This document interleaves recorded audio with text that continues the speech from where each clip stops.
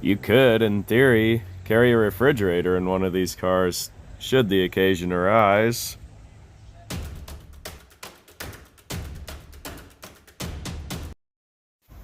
Hey everybody, we're in Bartlesville, Oklahoma. This is July of 2022 and catching a little parking lot cruise in.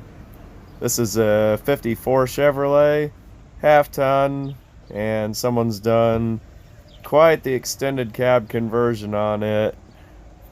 Very fresh finished restoration on this truck. This thing is really detailed to the hilt. Then next, this T-Bird is 59. 58, 9, and 60 are very similar, but you had different grills, different side trim. Interiors, pretty much for the large part unchanged. I believe each year had its own unique set of taillights as well. These are kind of a love it or hate it body style, but I've always thought they were pretty neat.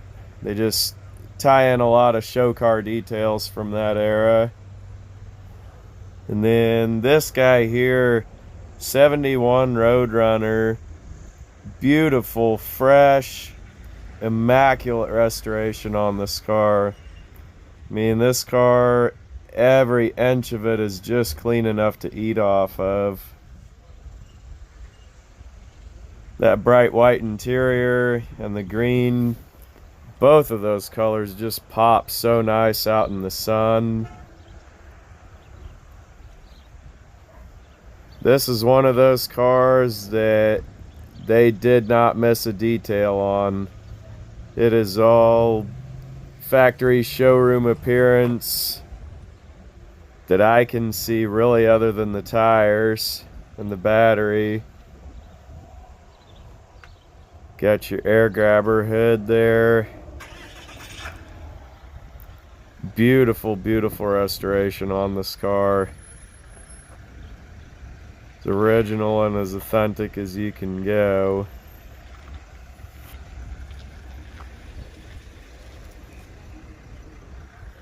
Next to it, we've got this 59 Edsel.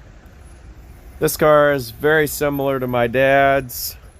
Four-door post. 59, of course, you only had your Ford-based body.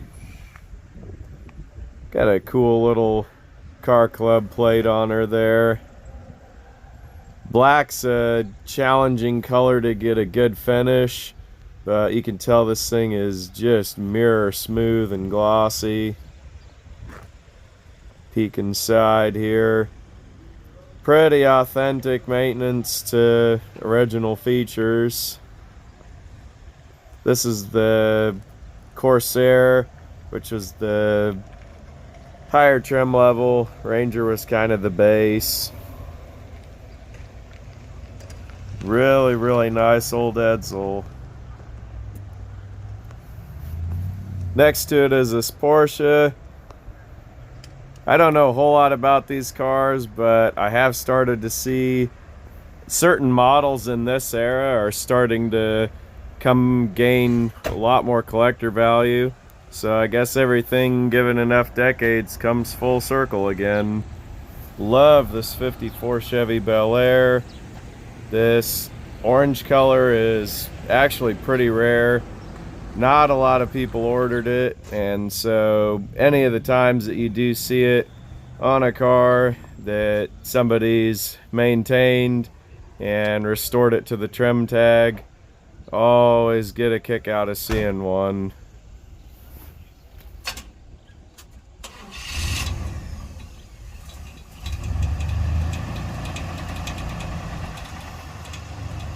This car's got the Easy Eye blue-green tinted glass, which when you come further south like this, you start to see a lot more frequently.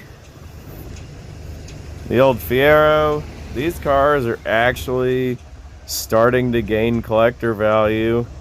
This is an earlier one of the first generation. Pretty fresh, pristine example. I think fortunately some people ordered these, and since it was a two-seater, it was a limited use car. They preserved them. And next in line, this is a bit of a special one. 63 Studebaker Wagonaire. Of course, this one has the sliding roof panel. 63 was the very first year that they came out with these, and it's got that 1 year only early grill on it there. This car's had a lot of work done to it to refurbish it, bring it back. Kind of a modern style upholstery. That's starting to be a pretty common color. Modern smoothie wheels. Does have the fold down step there on the tailgate. Kind of a handy piece. And here you see the sliding roof panel actually unlatch and then go forward, so you could in theory carry a refrigerator in one of these cars should the occasion arise. So looking under the hood, one obvious upgrade, they've got modern air conditioning on here. I know some of these use small block Chevrolet engines toward the end of production. I don't think it was in 63 yet, but that's not to say someone didn't swap a small block in here. Our newest Studebaker's a 47, so I'm not super familiar with these later ones, but if you can tell from what you see here, if that's Studebaker or Chevrolet, drop a comment below. And next in the row, we've got this 71, 72 Chevrolet pickup. Pretty well preserved original. See just a little bit of patina popping through the paint. Very original style interior. Got the 5-lug Kragers. That 5-inch bolt circle, pretty hard to find. Most of them you find are 4.5s or 4 3/4. This pretty sharp old, very, very original, well cared for truck. And later model Jeep. These really aren't my thing. That Fiat Chrysler and Stellantis stuff. Hearing a lot of horror stories about these things. And up front, there's a few more vintage pickups and cars. 64 to 66 Chevy Stepside. Each year they change that little emblem on the cowl, and the bow tie next to the 10 is a 65. Period correct West Coast mirrors on there. This Ford should be a 55. I think 54 was real similar but had stars in the grille. Got the 70s and early 80s era bronze finish on it. Little vintage Beetle. This one's probably going to be early 60s. I think at least on American cars anyway. The last year that wide white wall was 61. Although some people carry that on later years just to give it more of a classic look. These cars, even though they retain the basic shape, every year there's just a lot of little differences, and anybody that's really into these cars can pick out the little individual parts and components that were changed as they went through the different years. 33, 34 Ford, probably fiberglass. They sell a lot of these that have pre-made chops. You can just kind of get your fiberglass body and your chassis and put all the stuff in how you want it. This old Chevrolet, kind of neat to see one of these farm trucks actually make it back on the road. Although this one's pretty cobbled. You can tell they even changed the front fenders to remake the wheelbase. Definitely not the way I would have built it. And kind of a weird diesel engine Cummins that somebody's fitted a 235 valve cover to. Pretty wacky idea. I mean, honestly, you're not fooling anybody. It's a 56 Thunderbird. Pretty identical to 55, except you can see the little cowl vents. And then all your 56s have a Continental spare kit. That was to get more space in the trunk. Another thing on your 56s, they were all 12 volt. You see the 12 volt battery there. This car is displayed without the hardtop, but on your 56 hardtops they added the little porthole window, and that was just to give the driver a little more visibility from inside the car.